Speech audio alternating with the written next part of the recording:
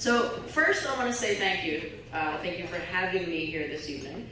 And for me, I'm going to share in essence of time. If you want to hear more about me, you can certainly go to my website, read the rest.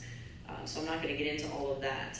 But what I'm going to do tonight is share a little bit of my personal story with you as it relates to the 5 words that I'm going to share with you. And I'm hoping that through my story, through these 5 words, happen to be 5 C words I'm going to share with you this evening, that you can take something, some sort of awareness, some sort of change, and take it with you. We opened this evening talking about leadership and what that looks like. And the premise of what I talk about everywhere I go is how to show up as your best self and what that looks like on a daily basis. I was an athlete growing up and really got to the point where I didn't know what I wanted to do with my life. Anyone relate? Okay, good. Not alone. And what happened for me is I graduated from the University of Delaware. I got my English degree with a concentration in journalism, and I used to joke about that and say that I didn't use it. But then I wrote a book, so I guess I did something with it. But after school, I really had no clue, so I became, wait for it, a bartender. Thank you very much. Why does that get applause? Like, everyone's like, yeah, it's great. Mom and Dad were real proud. They were like, oh, look at this lovely degree. Thousands of dollars later, and you're slinging drinks. That's awesome. But actually, the truth of the matter is, they told me this. You can be whatever you want to be. You can do whatever you want to do. You have everything you need. Just promise us this one thing. Make sure you love it. And I said, I can do that. So after bartending, I went into the corporate world for a few years, and it just wasn't for me. It wasn't my thing. And I decided that I would go back into sports because that was my passion, that was my love. And I started to run camps and clinics for athletes. I got a bunch of different certifications. I opened up a 20,000 square foot training facility, and we won all these awards, and everything was great. And then I decided that I didn't want an anchor anymore. And there had to be something else, because I still felt like something was missing. Anybody ever feel that? There's just that little, I call it the pull, right? It's like a tug that happens, and you have to listen to it. So I went back to school in my 30s, which I'm not going to tell you how long ago that was. And I got my master's degree in sports and performance psychology. And I decided that I wanted to work with athletes, not just on the physical side, but on the mental side. And I actually worked with pro athletes, I've worked with 7-year-olds, I've worked with everything in between. And the truth of the matter is this: it's all the same stuff. It's all the same stuff. And it's not just sports. This is the stuff that we deal with every single day. So these 5 words that I'm going to share with you hopefully will give you a little bit of knowledge into that foundation that I have built for myself that for me has equated to success. And success is however you choose to define it. So the very first word for me is the word character. Anybody ever define character? How would you define it? Anybody ever hear this? Character is who you are when no one's watching. I think Oprah said that. I'm not kidding. And for me, I like to add something to that. I like to say that character is who you are and what you do when no one's watching and when everyone's watching, because they can be 2 different things, right? And often they are. And then there's the definition that I have been blessed to receive by 2 different 7-year-olds along the way. Yes, I said 7. The first one came at the University of Tennessee. I speak there every year. They invite me down for the Christmas camp. And I asked the question, what is character, to this group. 450 kids come through this camp every single year. And so they divide it up. They do 6 groups on Saturday and 6 groups on Sunday based on the age. And the running joke is that I have to talk to the 7-year-olds at the end of the second day. You know, when they're bouncing off the walls ready to leave. And so this one year, I remember it was one of the first times I did this. This was probably 8 years ago. And I asked the question, what is character, to this room full of 7-year-olds. Front row, second seat, this girl was the shortest in the whole room. Her feet just kind of dangled off the chair. And her hand went up and her eyes got big, and I said, okay, tell me, what is character? And she looked up at me with these big eyes and this sweet, soft, gentle little voice, and she said, when you see a piece of trash, you pick it up. And I said, yes, that's it. That's it. That's great. I high-fived her. I said, that's a great definition. Why? Because it's simple. It's about being the right person. It's about doing the right things.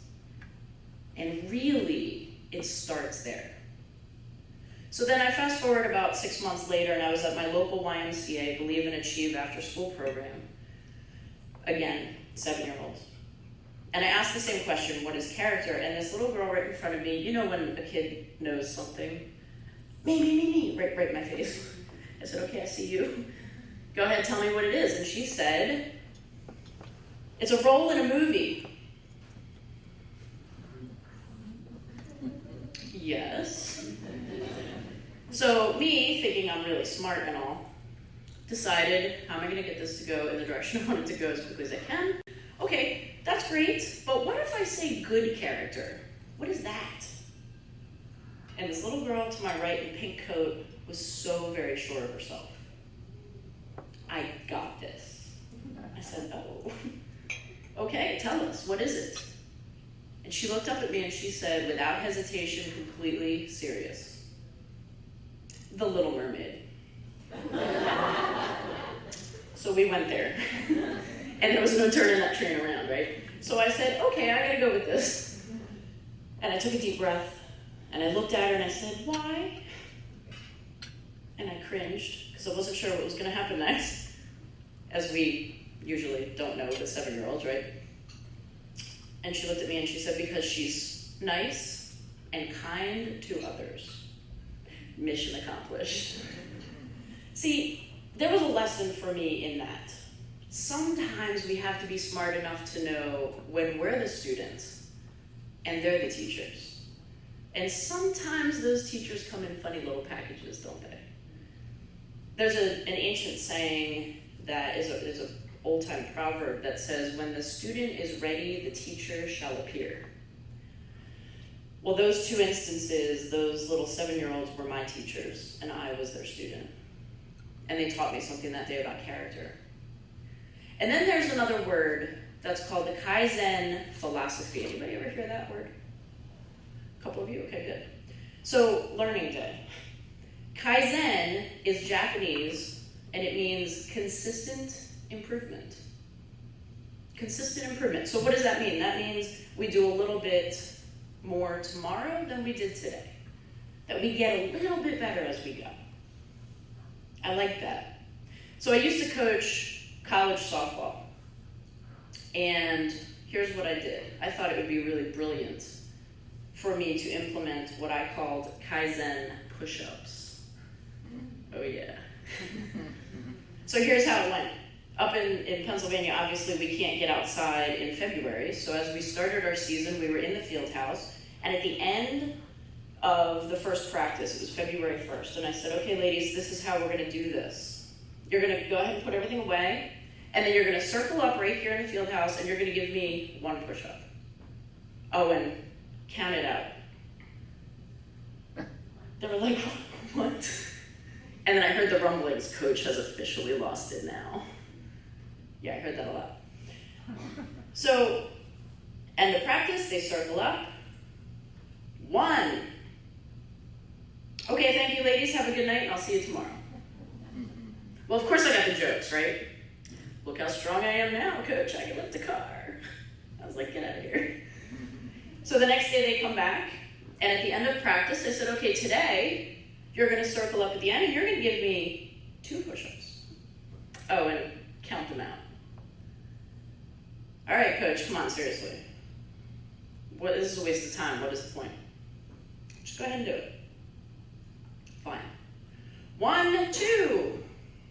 Okay, ladies, have a good night, and I'll see you back here tomorrow. And the next day they come back and they did 3. Honor Society, what? And then they did 5. I told you I was an English major, I wasn't good at math, just kidding. Okay, I get the list like, what? Did I miss something? So they did 4, and then they did 5, and so on and so on. And this continued through the entire season. And it started at the end of the first practice, and it continued all the way through, and they did it at the end of every practice and every game. Now I'm going to tell you what I told them in the very beginning. I said, look, if at any time this gets too difficult, drop to your knees and finish that way. Because see, these were standard push-ups, right? I said, if at any time that gets too difficult, drop out completely and cheer your teammates on. That was pretty nice of me, I thought, right? I gave them an out. Remember that. I gave them an out. May 7th rolls around. We're at the conference tournament, and we finish in 2nd place. Lost in the finals. I'm collecting my belongings, and I look down, and they're gone. And I thought, wow, they took that really hard. Well, here they are out in the right field corner, circled up, doing push-ups. And see, in that moment, I realized they got it. Because it wasn't just about something they did, it became who they were. It was a pride thing for them. And on that day, they did 67 push-ups. Now, let me ask you something. If I were to say right now, we're going to clear out this room and we're going to circle up, we're going to do 67 push-ups right now, how many of you would be like, no, we are not doing any of that? Go ahead, raise them. Raise them up, raise them high, raise them proud. Okay, my hand's up. I'm doing 67 push-ups right now. How many of you who just raised your hand are thinking to yourself, I can't do that? Okay. Well, I'm going to tell you something. They would have said the same thing because I asked them. We don't know how far we can go until we go there. So oftentimes that can't really isn't can't at all.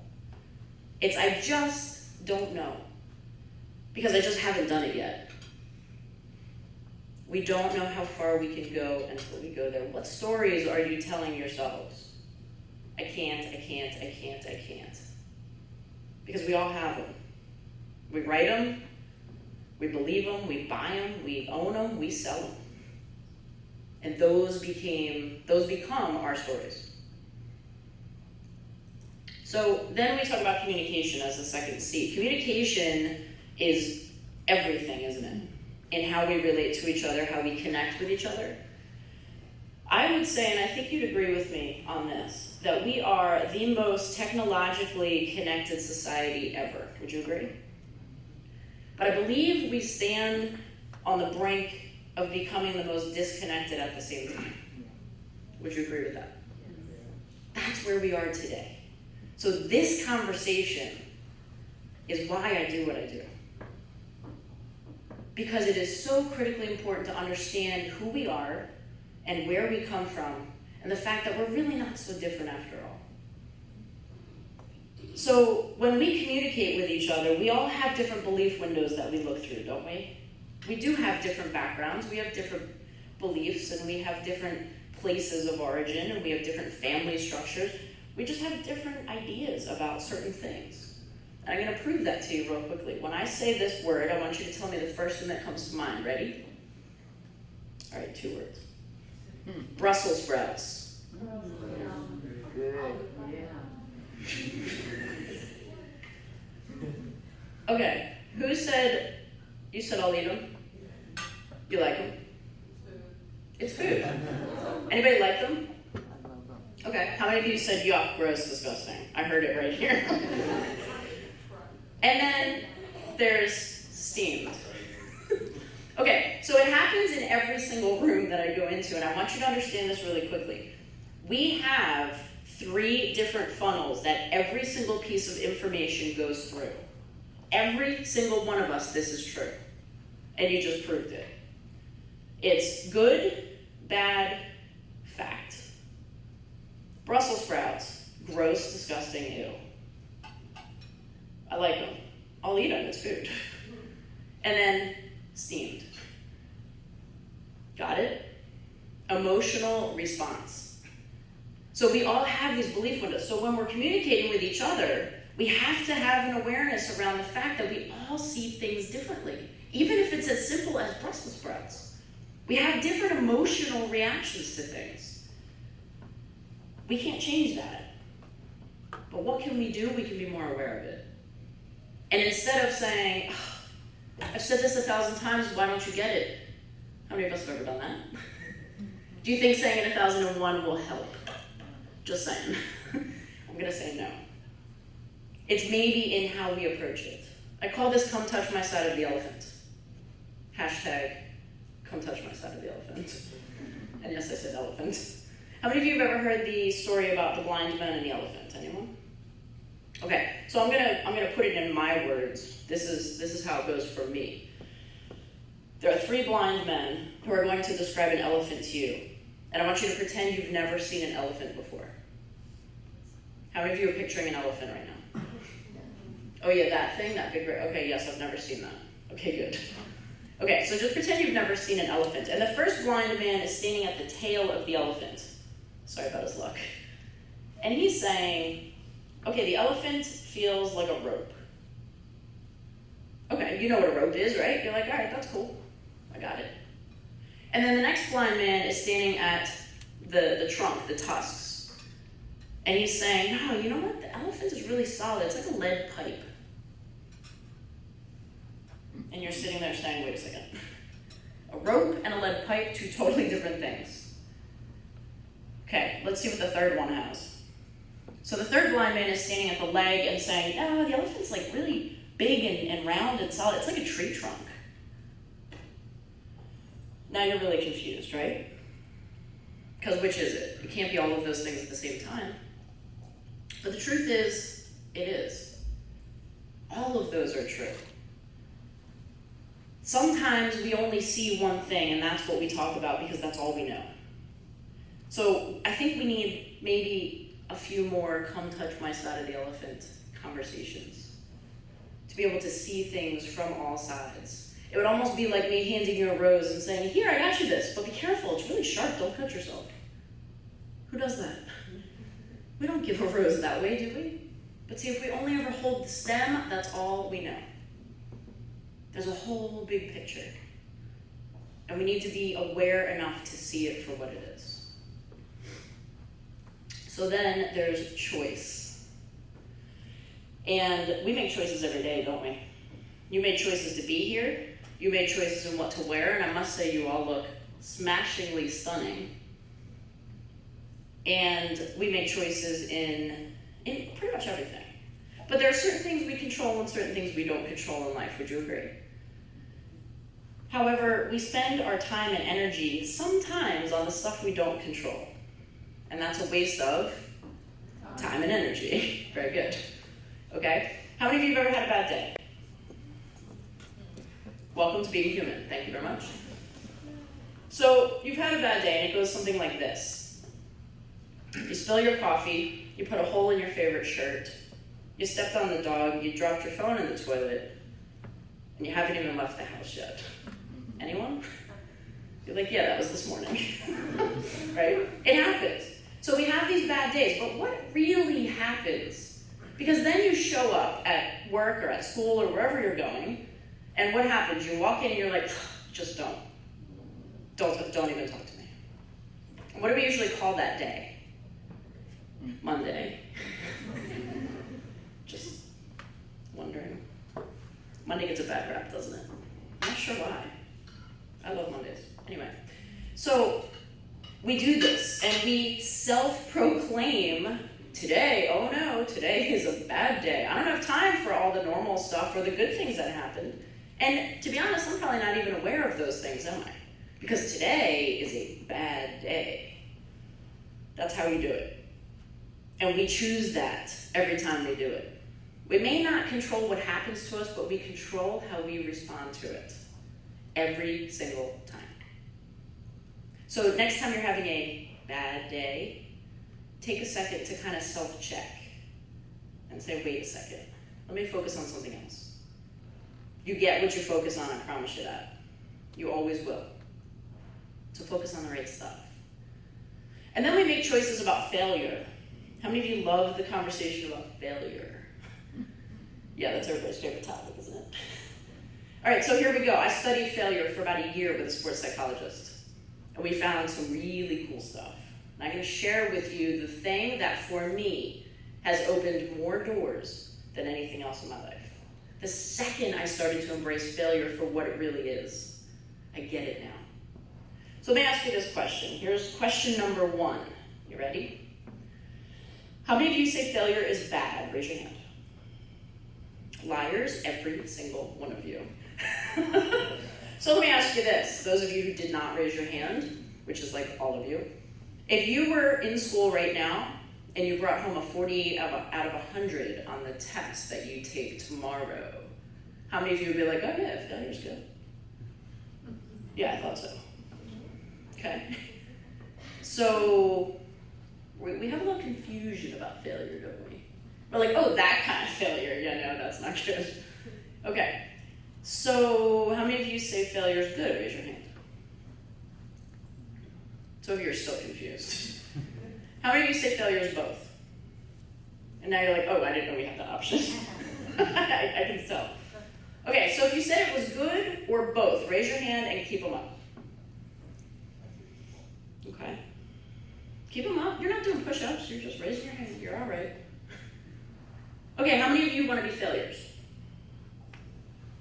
Oh, I see. You're like, failure's good, but not for me. Failure's good, but for that guy over there. Hey, you're going to learn from it, my friend. Fail on. We have an issue, don't we? We have an issue with failure. Let's just call it what it is. So here's the truth about failure. You ready? This is the $1 million answer. Failure is neither good nor bad. Failure is just a thing. Failure equals feedback. That's it.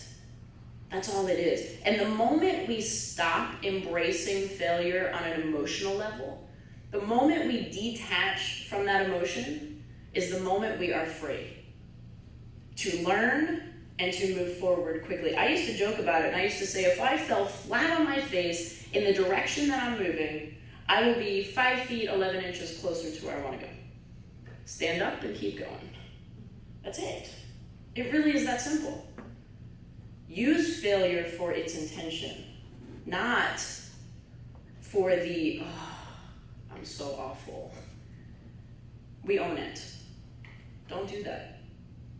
Learn from it and move on. So then there's this word, courage.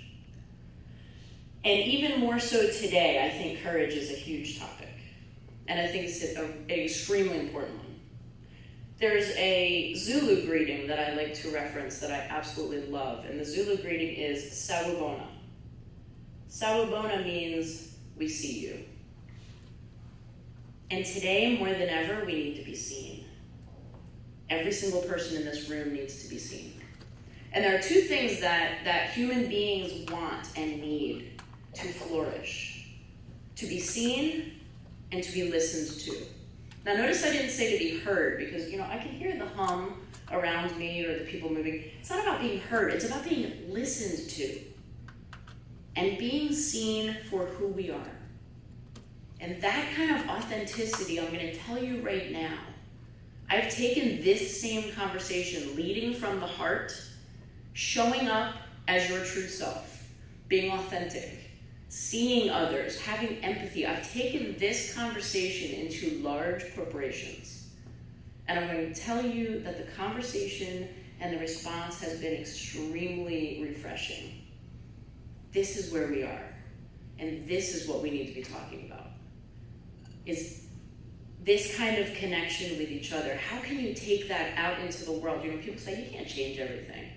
Oh, we don't need to change everything. We just need to start here. And when we change this, and and we show up as our authentic selves, and we see people for who they are, and we allow ourselves to be seen for who we are, change happens there. Change happens there. And as a leader, as someone who's going to put your footprint on whatever it is that you do, leave that as a legacy. That should be your story. How can I create change? By just being true. That's everything. And then the last C is the word confidence. Again, another word that I took some time studying in sports psychology and really understanding it. How many of you in this room have ever struggled at all, even for a moment, with confidence? Okay, again, you're human. Very good to see. So I'm going to share my personal story with you about confidence and what that has looked like for me and how I've rewritten my story from I can't to I did. And it started for me in 8th grade. I was always one of the tallest in the room. Anybody relate? Woo! Girls? Yep. I see you. So being tall can have advantages and disadvantages, right? When I was 13, I'm going to tell you right now, I hated every second of it. For one simple reason. I just didn't want to stand out. That's it. I just didn't want to stand out. I didn't want to be that person who everybody always saw. I was like an eyesore. My class picture looked like this. That was me. I was the heartbeat or the mountaintop or whatever that is, right? And for me, I could hear, I always wanted to be shorter. I wanted to just fit in with my friends because, of course, all my friends were like this big. So I was always trying to lean or like sit on something, or I was like, let's talk. Whatever I could do to just fit. And isn't that funny? Someone who stands on stages in front of thousands of people today didn't want to stand out. There's something to that. So when I was in 8th grade, they were taking pictures for the 8th grade yearbook. And they did a section, I'm sure some of you can relate to this, which was like the superlatives, most likely to do this, best this. Well, it wasn't the tallest category, don't worry. People always get that like, oh, that's awful. I actually was chosen as most athletic for the girls. And the boy who happened to be chosen most athletic boy, good old Josh Lipton, happened to be the shortest kid in the entire school. So here we are getting ready for our pictures, and we're lined up in the cafeteria along the wall. Everybody is in there watching. Did I mention everybody? Felt like all eyes were on us. And so they're going down the line and they're taking the pictures for the yearbook, and they decided that it would be a really fantastic idea to put Josh on a chair. And the best part, they left the chair in the picture. So there I am standing next to Josh, who's standing on a chair, and I'm leaning on the chair, and he's kind of leaning towards me. And he is just barely taller than me on the chair with my lean.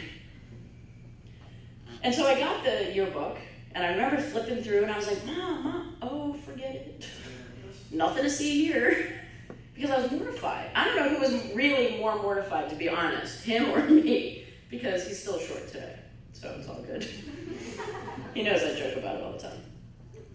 So, when I look back now, I realize how much energy I spent on something I couldn't control. And I let it consume me. Today, I love being tall. I can reach the stuff on the top shelf that no one else can reach. Every time I'm in the grocery store, there's some little old lady who's like, dear, can you? Yeah, I got this. Okay, what else do you need while I'm up here? I don't mind it now. Because it's just part of who I am. It doesn't really matter. And then there was this, I can't write a book. I've been wanting to write a book since I was 7 years old. 7. And for the longest time, I kept telling myself, you can't do that. Who are you to write a book? Nobody's going to read your book. You're a nobody. You don't even know how to publish a book. You can't write a book. And that became the conversation I bought and sold and owned and lived for most of my life. And then in October of 2012, I actually walked away from coaching so I could take some time out to take care of my parents who were both not doing well at the time. And I decided this is the perfect time. So I sat down, I took the collection of my blogs, and I started to put everything together, the introduction, everything just happened. And in December of 2012, my book was on Amazon.com, BarnesandNoble.com, and right after it in my own hands. Why? Because I just made a decision to do it. That was it. It was take action and go do it. And I know people are like, it's not that easy. Yeah, it is. I didn't think it was either until I did it. Then I said, you know what? What else is out there that is my story that I've owned for so long that I've kept saying that I can't do? And so I made 127 things to do before I die list. Other people call it a bucket list. And on my 127 things to do before I die list was run a 5K. Now, I'm going to tell you right now, for my entire life, I kept saying, I can't run more than a mile. Who's with me? Okay. I hated running. Hated it. Absolutely despised it. I do not like to run. I don't want to run. I'm not running. I will only run if you're chasing me. That's it. Okay? So there was nothing about me that wanted to run. Every sport I played as an athlete was short bursts of speed. I played softball. You don't have to go far. And I would just hit it over the fence and not have to go fast. Soccer, I was a goalie. Okay. Are you following me here? Okay, I was like, no, field hockey, that's way too much running. No, I'm not doing that. No, I'm not doing that. Okay, so in September of 2013, I decided, okay, I'm going to cross this ridiculous thing. Why did I write this? Crossing it off my list. So I signed up for a 5K race in Princeton, New Jersey for Parkinson's disease, which my dad happens to be dealing with. I thought, if I'm going to do this, I'm at least going to do it for a good cause, right? So I took 3 of my friends. I said, you're going to do this with me, whether you like it or not. And they laughed. They were like, what? Why are we doing this? So because I need to cross it off my list. So let's just go and do it. So we show up, we run the race, and I had 2 goals that day as a non-runner. Finish it and don't die. Well, here I am. And I did cross the finish line. So I can tell you, once I did that, I thought, okay, I don't need to do that again. That's done and over. And it wasn't horrible. It was okay. And then came the following year, just last September, and I was going to do it again. I actually signed up, but then actually ended up having to go to a funeral that day. And I thought, shucks, can't run it again. Oh well. And then something weird happened. I felt kind of unfinished. And I said, wait a second here. I think I need to revisit this. And so I joined a running team.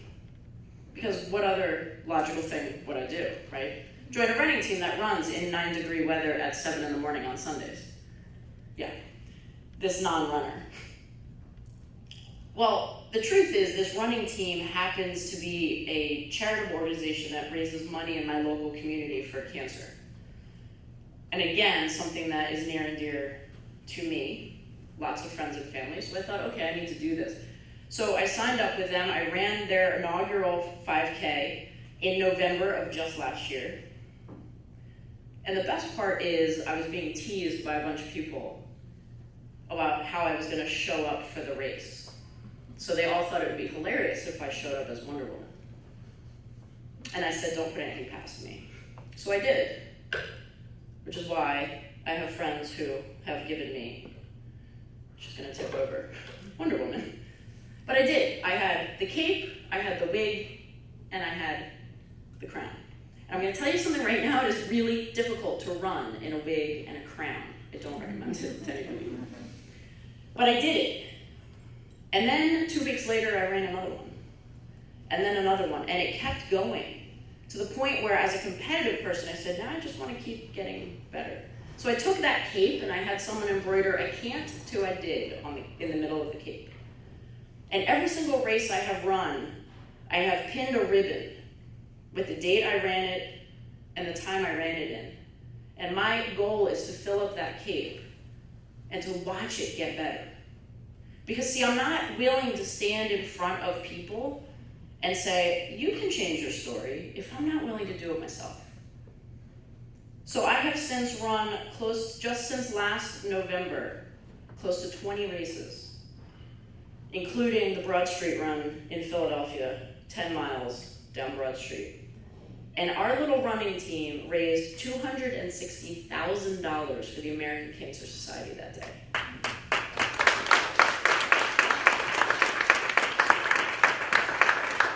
So much so, anybody familiar with the song, the fight song, Rachel Platten? Anyone? We actually made a lip dub to it, and she tweeted it and invited us, when she was on Good Morning America, invited us to go up and be a part of that with her. It's become a part of what I do, because for me, community is everything, and giving back to the community is huge. And so I decided, as my final I can't to I did, that I have signed up for, in November, for the Philly Half Marathon. And I'm gonna do it. And I'm going to finish it, and I'm going to not die in the process. So all that is to say, there are pathways to your journey. There are steps that you take to get better every single day. There are I can'ts, there are scary moments, there are times that you think, there's no way I can do this. But I tell you right now, if you ever sit there and say, I don't have the confidence or the courage to do it, borrow mine. You can never say that again, because I'm giving it to you right now. And absolutely 100%, I will share my contact information with you. Just come up and ask. I want to give it to you because I make myself available. I'm not a drive-by speaker who comes in and shares things and walks out the door. I 100% would love to help you in any way that I possibly can. So I want to say thank you for having me. This was a real treat and a pleasure to be here tonight. What a great group of people. I feel the energy in this room, and I have no doubt that every single one of you is destined for something great. Thank you so much.